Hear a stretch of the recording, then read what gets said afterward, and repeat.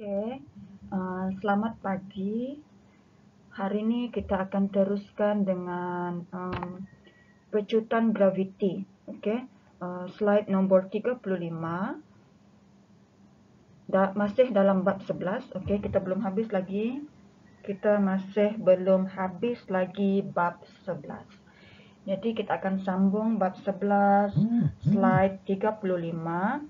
Oke. Semua objek ditarik ke arah pusat graviti bumi oleh siapa tahu yang ini.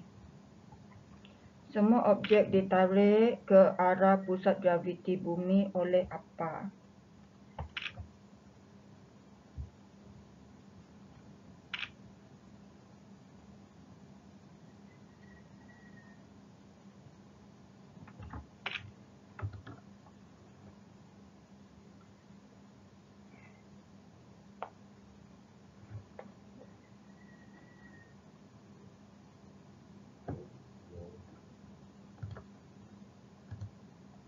Okay, oleh daya graviti bumi.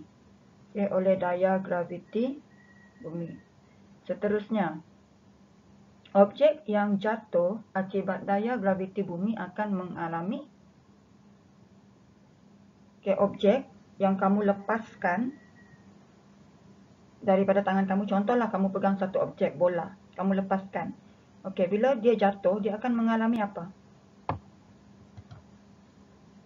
Itu akan mengalami pecutan graviti. Dia akan terus jatuh mendadak. Okey, betul. Pecutan graviti maksudnya dia ditarik ke arah bumi dengan cepat. Itu maksudnya pecutan graviti. Okey, kita teruskan. Jatuh bebas. Apa yang dimaksudkan dengan jatuh bebas? Okey, dialami oleh objek yang jatuh di bawah tindakan apa?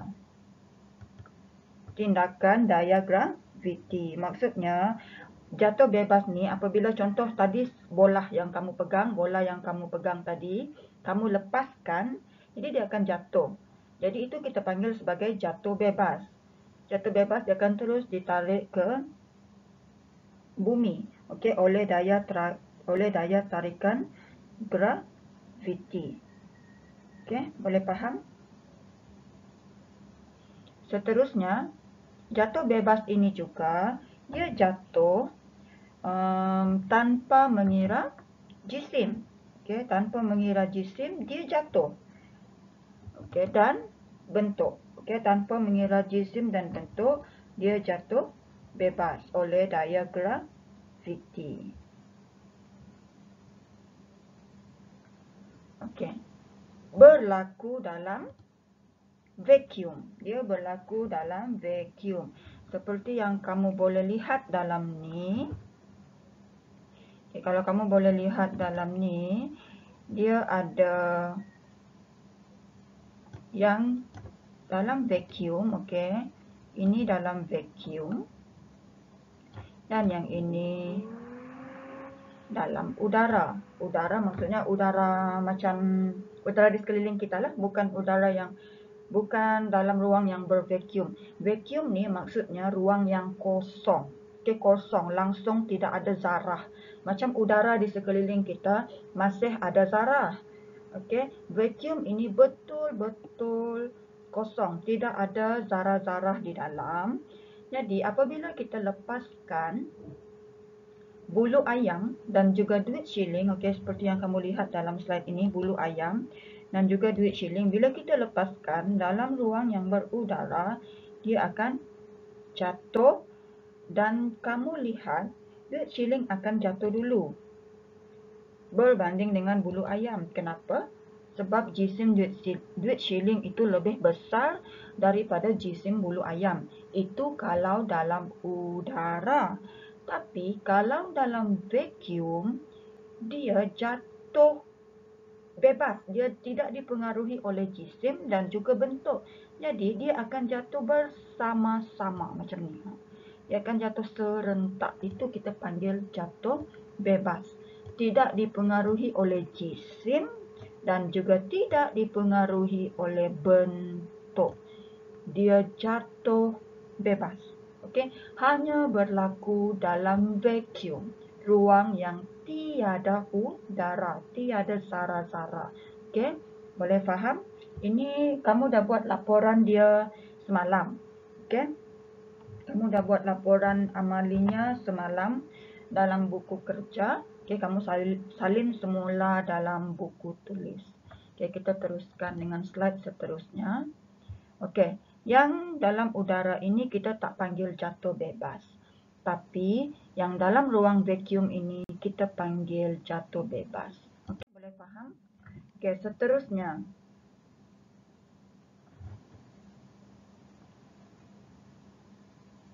Okey, seterusnya.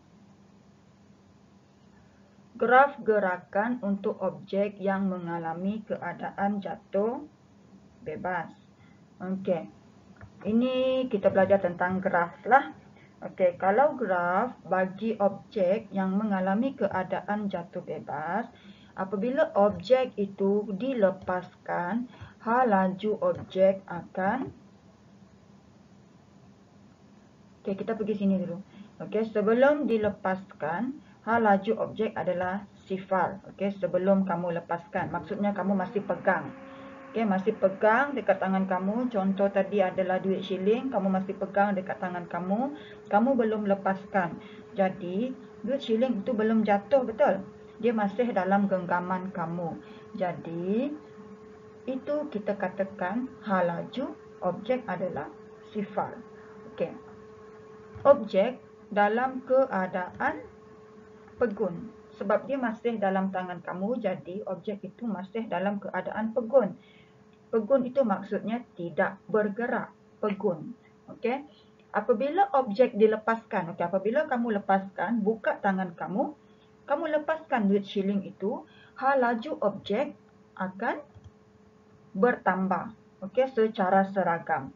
Jadi sebab itulah kamu lihat pada graf ini, okay, kalau kamu lihat pada graf ini dia naik lurus sahaja. Okey, itu kita katakan laju objek bertambah secara seragam. Okey, kecerunan graf sama dengan pejutan graviti. Kecerunan graf ini ya, ini kecerunan graf ini. Okey kan, ini kecerunan. Kamu juga belajar dalam matematik kecerunan. Kita panggil itu juga sebagai pejutan graviti. Okey? Ibu harap kamu boleh faham. Seterusnya, graf gerakan untuk objek yang mengalami keadaan jatuh bebas. Okey, ketika jatuh bebas, objek bergerak dengan laju yang lebih besar daripada laju awal. Okey, dia akan bergerak lebih besar daripada laju awal. Maksudnya, laju awal apabila dia di tangan kamu. Okey, itu kita panggil laju awal. Yang dia masih dalam tangan kamu, dia belum dilepaskan. Tapi bila kamu dah lepaskan, itu laju itu akan berubah menjadi lebih besar daripada laju awal. Semasa duit shilling itu masih dalam tangan kamu. Itu panggil laju awal. Okey. Kecerunan lebih besar. Okey, kecerunan lebih besar. Macam yang kamu lihat dalam ni, ini adalah laju awal. Kecerunan dia segitiga itu kamu lihat lebih kecil berbanding dengan segitiga yang ini. Okey, jadi ini lebih cerun kita panggil. Okey, ini kurang cerun. Jadi ini adalah laju awal. Okey, ini adalah laju ni. Okey, yang ini adalah laju awal. Okey, yang cikgu warnakan kuning itu adalah laju awal. Yang cikgu warnakan hijau ini adalah laju akhir. Jadi, laju akhir lebih besar daripada laju awal. Okey, seterusnya. Sebaik sahaja objek dilepaskan, objek bergerak dengan laju kecil. Okey, bila kamu lepaskan objek itu, objek akan bergerak dengan laju yang kecil. Ini sudah bukan jisim, ini bukan jatuh bebas lagi ya. Ini bukan jatuh bebas, maksudnya di udara. Okey, jadi lajunya menjadi kecil. Kecerunan jadi kecil. Okey, kecerunan juga akan menjadi kecil. Sebelum dilepaskan, sasaran objek adalah sifar. Okey, masa dia masih di tangan kamu itu adalah sifar. Okey, objek dalam keadaan pegun. Pegun maksudnya belum bergerak.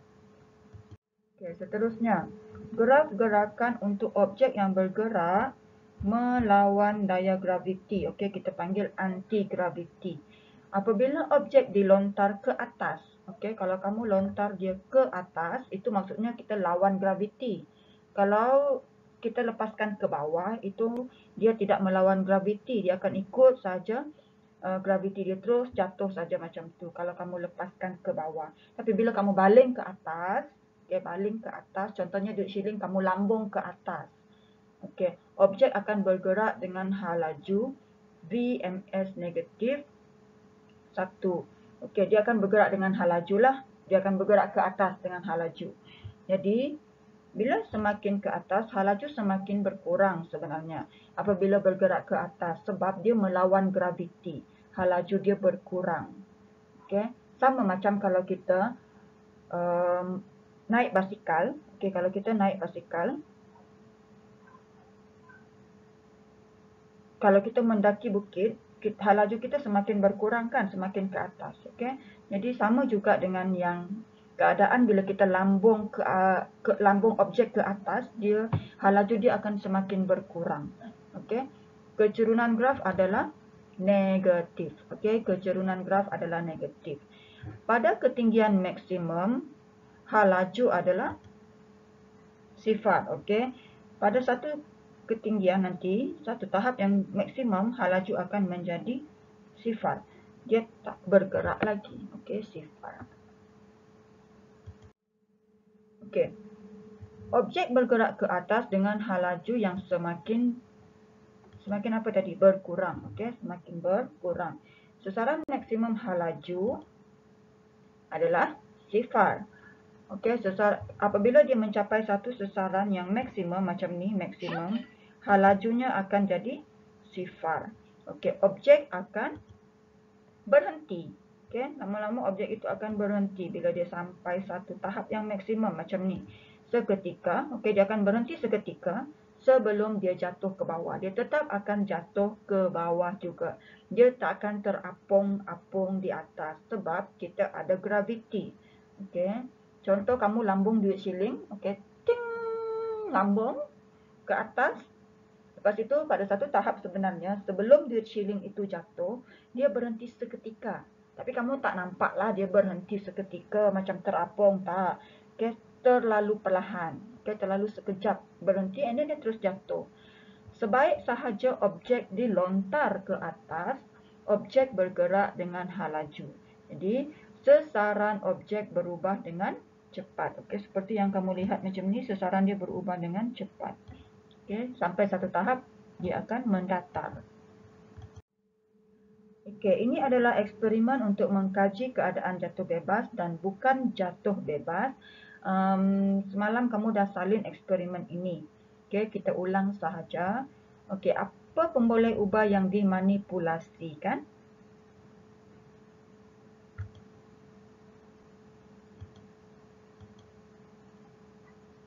Pemboleh ubah yang dimanipulasikan adalah kehadiran udara.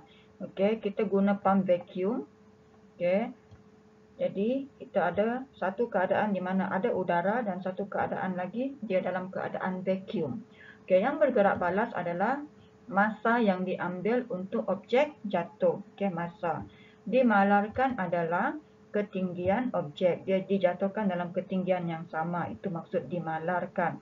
Hipotesis bagi eksperimen ini adalah masa yang diambil oleh objek jatuh bebas untuk sampai ke bumi lebih singkat berbanding dengan objek bukan jatuh bebas. Maksudnya yang jatuh bebas itu lebih cepatlah berbanding dengan yang bukan jatuh bebas. Jadi nanti kalau masa kamu rekodkan jadual dalam muka surat 180, Untuk kehadiran udara, kamu letakkan masa dia lambat berbanding dengan dalam vacuum lebih cepat. Contoh kalau dalam udara dia jatuh dalam masa 15. Contoh kalau dalam udara dia jatuh dalam masa 5 minit. Untuk dalam vacuum dia akan jatuh dalam masa 2 minit. Contoh. Okey. Okey, tolong isikan uji diri 11.4. Okey. Soalan nombor 1.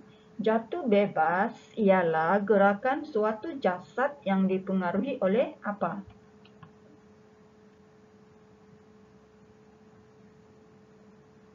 Ya, dipengaruhi oleh daya graviti sahaja. Bukan jatuh bebas ialah gerakan jasad yang dipengaruhi oleh rintangan udara. Okey, sebab bukan jatuh bebas ni dia dalam udara. Nombor 3.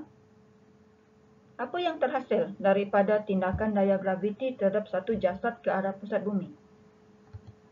Ya, pecutan graviti terhasil daripada tindakan daya graviti terhadap satu jasad ke arah pusat bumi.